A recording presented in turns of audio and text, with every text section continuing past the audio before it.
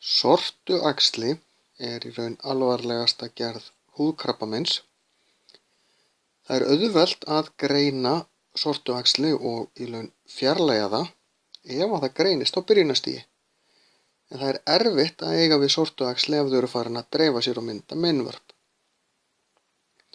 Sortuæxli getur myndast hvar sem er á líkamanum og í raun þurfum við alltaf að fylgjast með blettum og fæðingarblettum á líkamanum.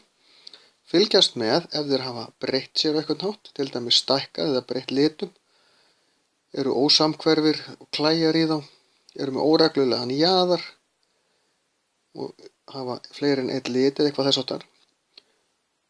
Og það sem við gerum til þess að minnka líkurnar á að fá sortuæxli er að lágmarka í raun sólböð, fara ekki ljósabekki sem dæmi, og ef við erum í mikilli sól, að nota sólarvörn. Hún ver okkur fyrir þessu.